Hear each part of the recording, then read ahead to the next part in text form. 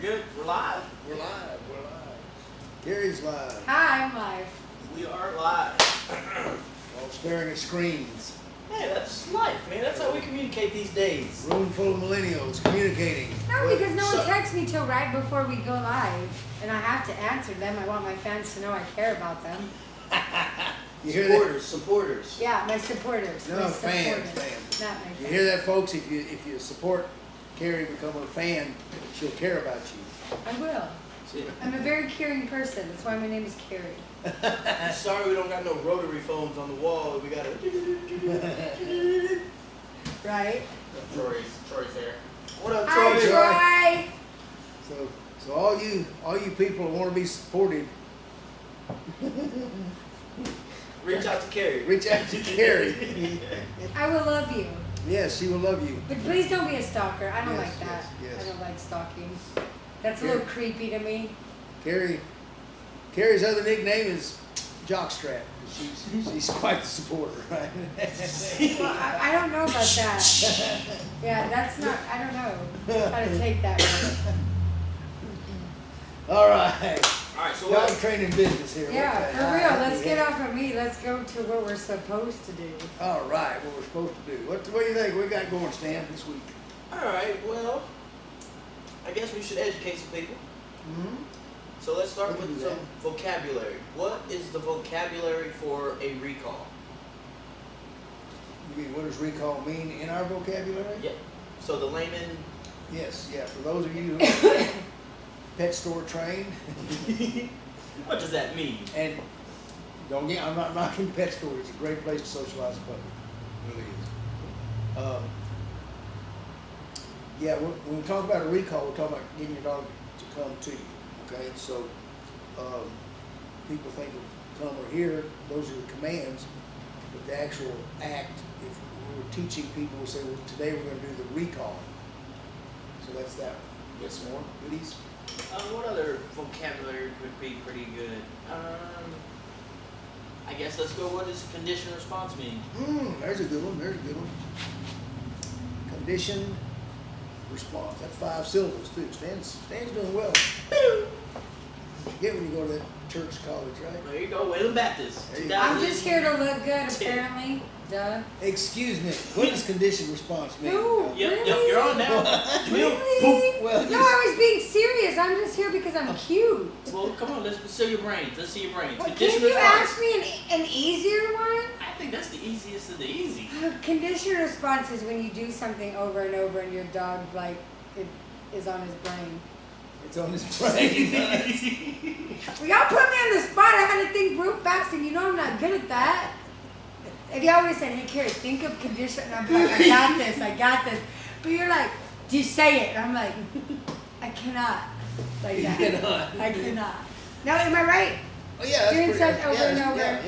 Yeah. When you practice it over and over, it's not your brain, it's your nervous system. Your nervous Oh. system. Because what your nerves what make your muscles fire, Oh, okay. right? So if you're practicing a left jab, and you just practice, you don't, you're not in the ring fighting or anything. You just practice. If you do it correctly after so many times, your nerves form that as a pattern. So then if you're walking down the street and it's sundown, some real big ugly sucker jumps out in front of you and says, hey, and you're frightened, you would go, whop, and it would be a perfect jab. You wouldn't have to think about it. It would be perfect. Baseball players, they don't even have to think about their swing because they're always practicing. Their nerves create a route that the muscles take whenever that thought is thought. So that's a conditioned response. And is it just practice that gets a conditional response, or what kind of practice? Yep, great question. We always hear the phrase, practice makes perfect. It don't, folks. Because sloppy practice makes sloppy, period. So you need to practice, if you're going to get it right, you practice, perfectly. You throw that jab just correctly, you twist at the right time, you put your shoulder into it, you follow through, you do all these things, and then without thinking, you automatically do it. So when you're practicing, you want to be really aware of how you're practicing, especially if you're practicing, or if your dog is doing the practicing and you're just instructing and following. You need to make sure that dog is doing it correctly. That's why the forms of training that require a whole lot of corrections don't really work as well, because if you get jerked around or fried around, you're not doing things real perfect. So next. Well, I think those vocabulary will segue us into today's topic. And that is, How to get your dog to come every time, the first time. you call. First time you call. Yeah. So, Stan, good segue. That's exactly what it is, right, Kara? My dog better come when I call him the first time. I'll beat him. Is that like the same thing? Huh? I'm just kidding. Everybody that knows me, I do not beat my dog. I'm too light on my dogs. I just want to put that out there. But no, that's actually important, because remember, if you talk to anybody who's been around dogs for a long time, they'll tell you, you got to be real careful, because if you tell your dog to come and he doesn't come, and you go up and you beat him for not coming to you, the next time you say, hey puppy, come here, he's going to flip you a dew claw and go the other way, right? You don't want to get beat again. Yep.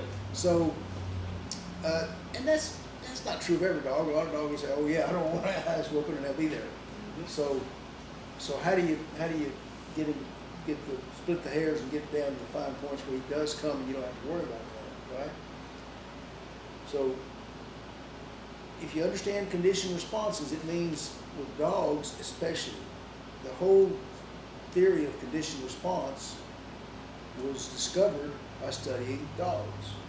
A Russian scientist named Pavlov in the 1890s. If you go, or 1880s, I forget which. If you go back and look up Pavlov, Pavlov's dog, you'll see what his experiment did was he had a dog in his basement. He was in Russia. I guess he had a lot of time to do these sort of things because he snowed in a lot. Right. So his dog's down in the basement because I guess his wife wouldn't let the dog walk in the house. And he would open his little trap door to go down the stairs to the basement and feed his dog. So what he thought about was, let's see if I can teach the dog something about the food. I'm assuming that's what he thought, but he thought in Russian, so maybe it wasn't. He got to where he would go down, put the food down, and ring a bell. Did that for a week or so. Go down, put the food down, ring a bell. And it's Russian, so he didn't have a whole lot of dog food to feed, so the dog was probably grateful whenever he got there. He loved the experiment. Yeah, I love the experiment. So then he got to where he'd walk down the stair, he'd open the door, ring the bell, and watch the dog's response. And he noticed that the dog would begin, by the time he got down the stairs to the dog would be drooling in preparation of a meal. He hadn't smelled any food, he hadn't seen any food, all he'd done was ring the bell. So then he took the dog out somewhere and he just rang the bell, and the dog looked at him and started drooling.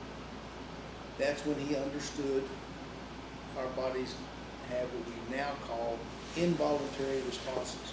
You don't think about it, your body physically responds.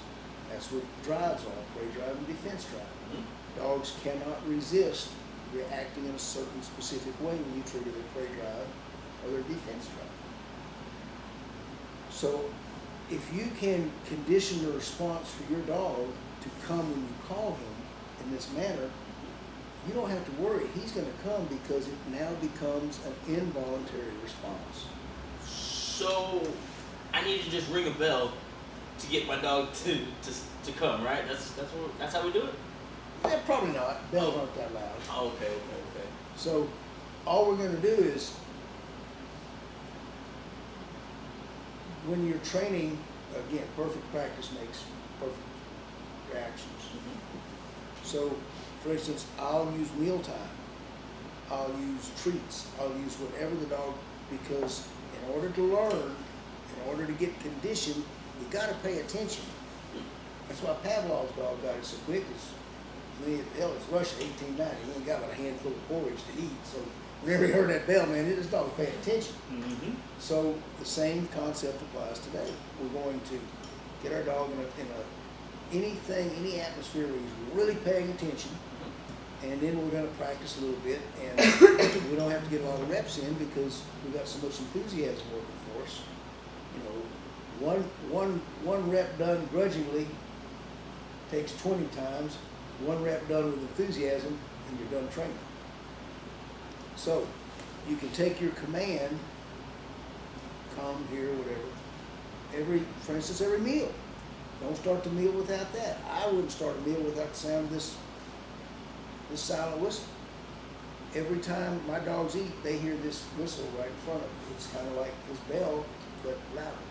And you should do that in a distraction-filled environment, correct? Distraction-free. I almost felt that. Distraction-free environment. Yeah, because again, the other thing that you have to have besides enthusiasm is you have to be paying attention. So consistency and their attention. You can train any animal to do anything if you remember the 3 T's. We typically, in most training systems in the States anyway, they have 2 steps. They train, then they test it all with distractions. Sometimes they train with distractions from the get-go. Yep. Well, guess what? If I put you in the cockpit of 737 and said start flying, you wouldn't go very far, would you? I played a lot of video games. I might have a chance. Might do, you know? yeah. But that's essentially what we're doing with our dog. When we say sit, they don't sit. We go bang. I said we didn't teach it first. We just started the training phase. Yeah. So you start your recall command, whatever words you're going to use, when they're having a good time, and you will reward them for it. And pretty soon you'll be able to say, here, come, and if they're looking at you, they might even start salivating. I don't know. So that's how they become good. So how long does it necessarily take to get a conditioned response in a dog? The textbook says about 3 weeks of consistent, enthusiastic training, and you know if they're wanting to do it, their body will make them respond without them even thinking about it. It's reactionary. So That's how the dogs on TV get to be as good. As you well know, you've been on TV. Yeah, we did some mealtime training, condition responses. He knows he's supposed to jump when he does certain things, or when I ask him to do certain things. Yeah. Fastest time on the obstacle course on Top Dog episode 2 or 3, whatever it was. Episode 2, season 1. Yeah. Good job, good job. Yeah, with things you've never seen, Rocco never seen, like the in and out of the cars and patrol car stuff. Yeah, he's never grabbed big balls. Yeah, never grabbed any. That's an inside one, folks. Right now, I'll tell you about it. So yeah, that's it. And then there's one other little subtle trick that I like. 2 commands. Because let's face it, most of the time when you're getting your dog to come, you know, you're out on a walk, you're wherever, and you're just hollering come, and he probably hears this word, this command, 87 times a day, something like that, right? These are my theories only. I'm not backing this one up with any scientific, nothing. I'm just saying this is what I think. Practical is what you're backing it up with. So. Thank you, Stan. Yes. No science, just actual doing it. Yeah. So after hearing this word so many times and not responding because I was busy sniffing something, I heard you, but let me finish sniffing for another second, and then I'll probably come. And in that space of 3 or 1 minute, 2 minutes, whatever, because we're impatient humans and we think we are the pack leader. Alpha. We respond like an alpha commander would, and we say, come. I said, come, damn it, come. And then when the dog's still going, in a minute, and then they look up, about that time you've lost your temper, right? And you start running to him, I said, get over here, Fido, and he looks at you and goes, oh, you want to play chase? And he takes off running. Pew! I wish I knew how many people listening were right now nodding their heads. Yes. Troy said is condition response similar to muscle memory? Same. Exactly. Good question, Troy. Yeah, exactly. The whole concept that we use in athletics, muscle memory, is condition response, all taken from Pavlov's original discovery, and then refined by another psychologist, or whatever you call him, named B.F. Skinner, I think in the early 1900s.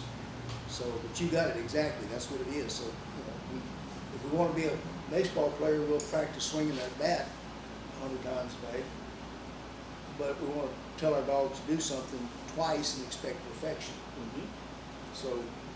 So when is it okay to correct the dog if they're messing up? Like, do you just always be positive, try to get them to do it that way? No. When is it okay to add the other line? The discipline. Yes.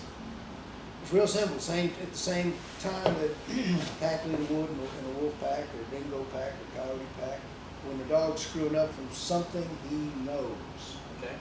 when he intentionally disregards a command, then hey, remember me?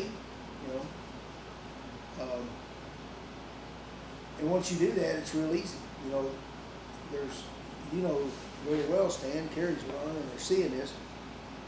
One of the most difficult things to do in dog training, it would seem, is get these, especially these high energy Malinois, get them to out off a bite, right?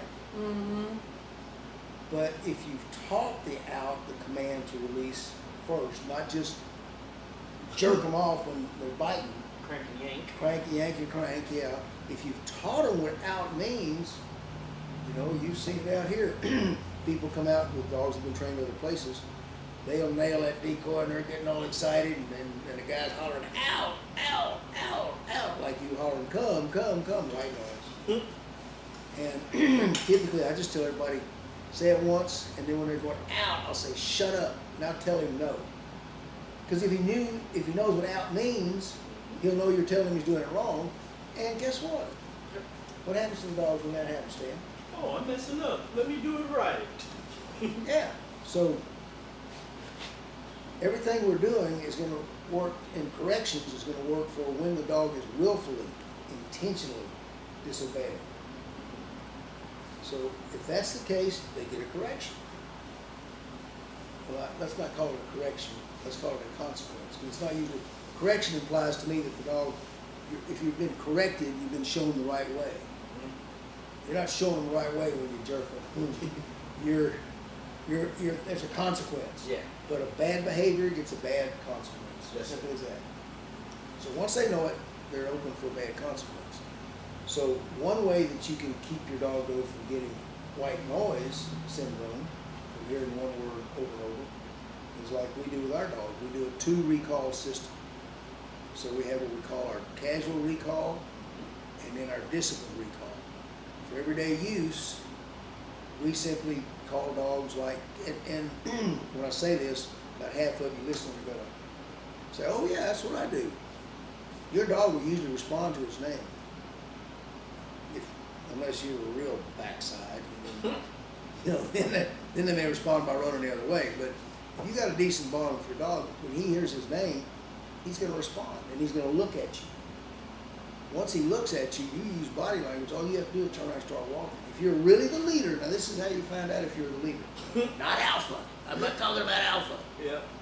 If you are really the leader, when you say your dog's name and you turn to walk away, he's going to follow.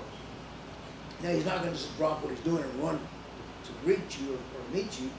He may keep sniffing for a little while and look up and go, oh, okay, Daddy's leaving, time for me to join him. So one of my favorite things when people come out and we'll tell them, their dog's out running around in the yard, and we'll say, hey, call your dog. And we'll say, how do you call your dog? They say, well, I tell them to come or here. And then I love this, when we first came out, we would watch you and you say, well, where is come or here? And then they'd go, well, and they would never have an answer. So how do you know if your dog's doing wrong if you don't even know what they're supposed to be doing right? Yeah, that's a great one. Yeah. How can you correct him for not doing it when you can't even tell me where it is? Exactly. Yeah, where is come? Duh. So with the discipline recall, what you were about to get to, where the dog has to come and do a position, you know if they are responding or not. Right, Because exactly. come or here means be in the vicinity of me, which is 3 to 10 feet. Yeah, exactly. If you're walking back in the house from the backyard, that works great. You know, if your dog's sniffing the ground and there's a big old grizzly bear walking up behind him, you know, it's not going to work so great. So that's when you use your discipline recall. It's like a backup. It's for urgent situations or a backup. So you called his name, turned and walked. Whatever he's got his attention is just too tempting. He just can't leave it, right? That's when you use your command. And you can, I use front, which means come sit in front of him, or heels, which means come sit on my left side. And those are two commands that we spend a month practicing in a distraction-free area with lots of motivation to get him to want to do it, lots of enthusiasm, lots of paying attention. And if I say my dog's name, and when I also use this whistle with that front command, I'll blow the whistle and then say the command front. And I mean, I've been a witness to it works. Yeah, yeah. So the beauty of this is, even though we can barely hear it, for a dog it's like loud. In fact, when we train inside in our training room, there's a lot of dogs that it will literally hurt their ears. They say in the Acme manual that in open pasture this thing can be heard for 2 miles. Yeah. I know from my experiences in urban areas with buildings and things to block sound, I have had dogs come from up to a mile away. So, you know, if you put this in front of that word command, and your dog fails to come when you just act like a pack leader, he's going to show up. All right. So I say we leave people with something that they can take home. How can they get their dog to come every time when they call? What's a routine that they can get into that's going to help make their dog successful on their recalls? If you're gonna do a disciplined recall, like either the front or you can do the heel, if your dog does that. You can do what, Carrie? Mealtime. What do you do at mealtime? For the name game, or Recall. To FRONT. you take a step back. I don't understand the question. How do you, Explain what's to our training system for the front command at mealtime? You take a treat and you take a step back. And you say front. I don't like when we do it at mealtime. Or are you laughing at me like I answered it incorrectly? You know you have to get with me before we start this because I'm confused. Oh, okay. I'll give it to you. No, I'm just kidding. Okay, no. So, okay. What's the thing of the front command? How does mealtime training go? How do you do it in a demo? How do I do a What do you demo? show people in the demo? To do front, mealtime training. Uh-huh. That's it, right there. We're working on it. I cut up 3 treats. I get 3 I'm just messing with them. I get 3 special treats. You get their food bowl. I'm just messing with you guys. I'm not as stupid as I sound sometimes. You did like 3 hot dogs, chicken, whatever, just 3 special treats, and then you just tell your dog to front, take a step back with your right leg, who come sit in front of you. And we do it in steps though. Is that like everything we do is in steps?